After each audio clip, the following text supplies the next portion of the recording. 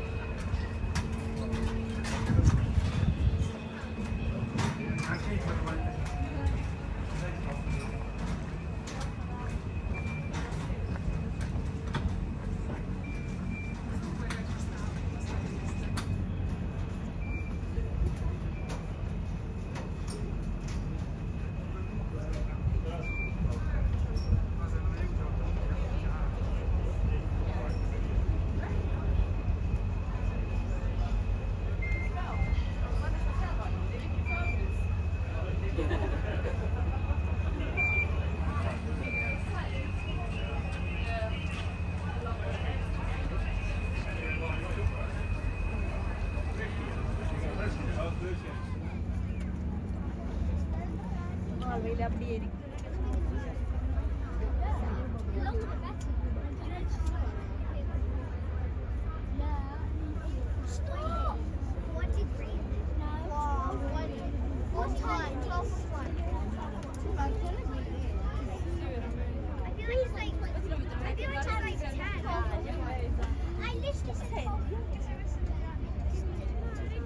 So 41.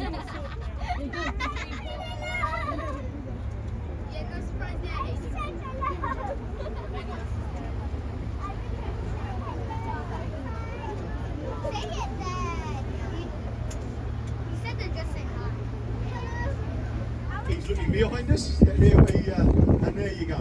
It's so nice day, now. The only other rule we have on the boat, as you go under these bridges in London, give these people a wave on the bridge. Hello. And you give them a wave back. And it's the only time you get a wave waving at a complete stranger. Do not try that on the tube later, you'll get a very different response. Now as we come out on the right hand side here, we've got our new Palace of Westminster, or more commonly known as our Houses of Parliament.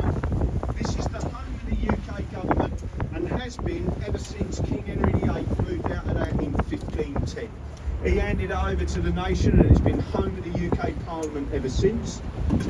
It's called the New Palace because at one night, 1834, the Chancellor of the Exchequer, the money man, decided to have a little fire in there one night to warm himself up in his office.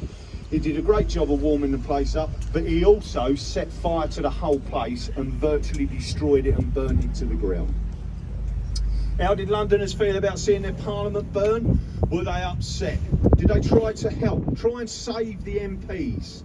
No. What they did was they came out and they stood on the embankment on your left-hand side, Albert Embankment, and they all stood over there and they shouted and they cheered and they clapped and they shouted, "Burn Parliament," the halfway point in that building. Because there's two parliaments in there. You've got the House of Lords, which is at this end, and the Lords sit on the red benches. And then you've got the House of Commons, which is at the other end, and the MPs sit on the green benches. And that's why you've got the separate red and green awnings along the riverbank there, because they are the separate bars, restaurants, tea rooms, and even toilets.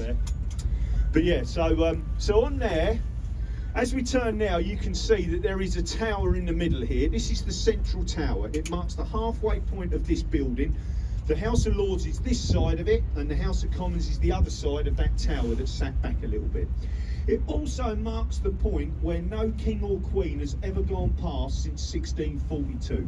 In 1642, King Charles I crossed the floor from the Lords into the Commons to arrest some of the MPs because they wouldn't put his taxes up.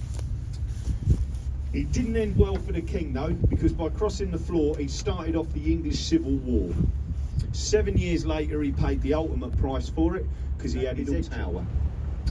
And then the one ahead of us, the one waving at you today, is clearly not from London, all right?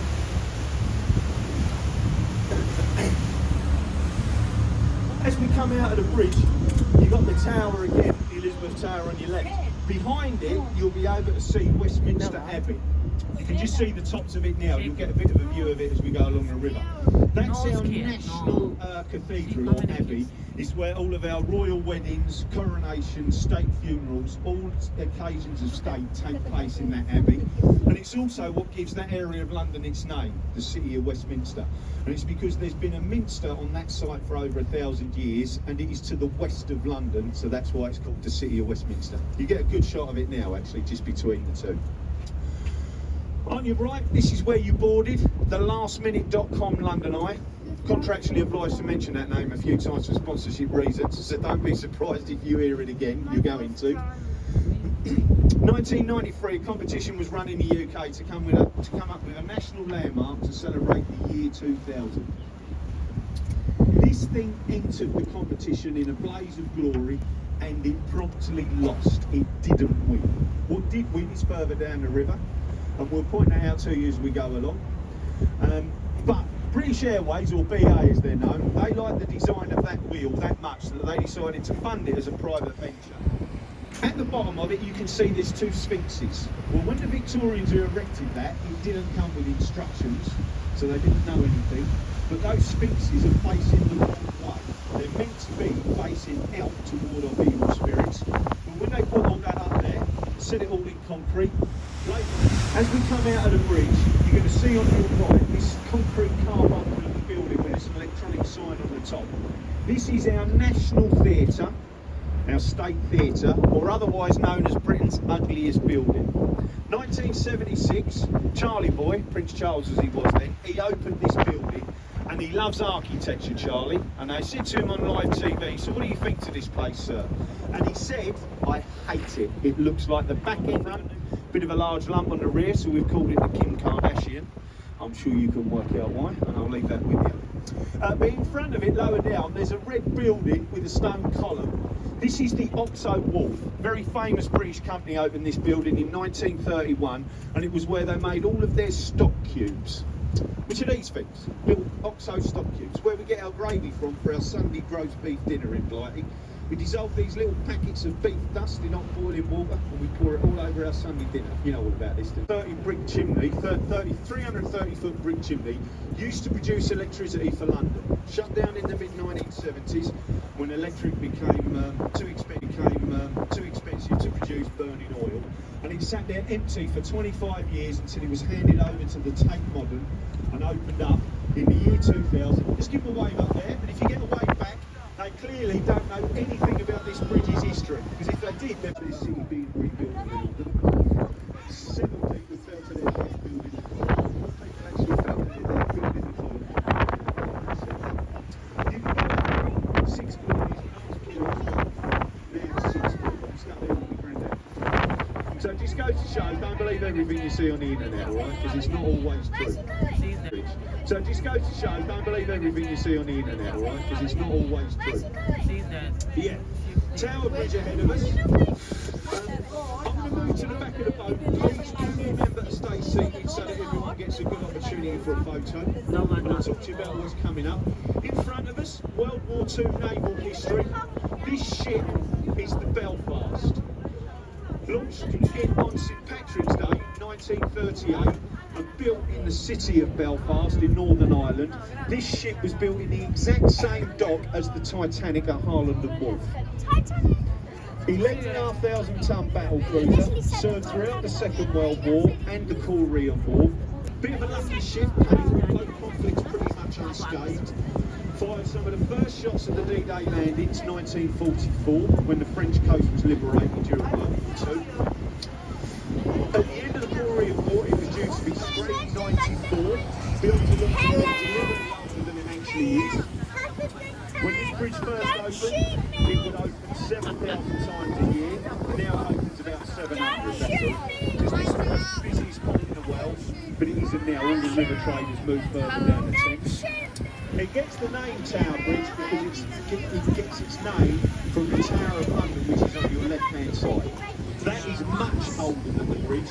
The Tower of London first opened in 1078, built by William. 1078. It's what gives the bridge its name. Now, I'll tell you a true story about this bridge, and my favourite story about Tower Bridge.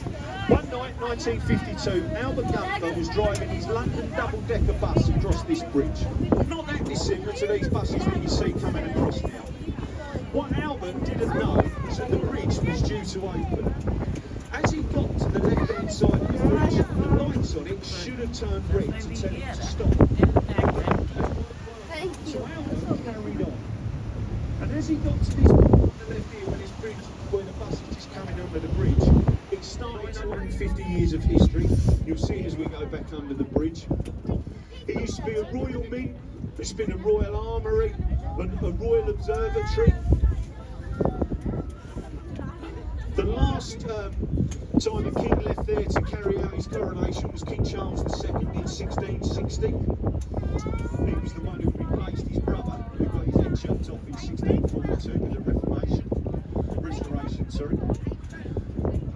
It's been the home of the Crown Jewels and has been since the 12th century. If you was here in the 12th century, you would have seen a polar bear swimming around here, because that was also a zoo at some stage. And the King of Norway gave the King of England a polar bear for a present, and they kept it in the Tower of London with all of the other animals in there that made up the King's Zoo, and then they let it out to have a swim in the Thames. Got round of applause of teachers. I used to get attention from them, a little bit if you like. Okay. And then the game will be coming down in a minute. I'll be the last person that you see as you leave the boat. You got any questions, anything you want to know, any tips to where to go or what to see, give me a shout, I'll try and help you out if I can.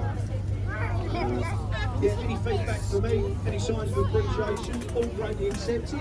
Gangplank's coming down, folks. Now safe to leave the boat. Okay? So, once again, thank you very much. Coming down, folks. Now safe to leave the boat. Okay? So, once again, thank you very much.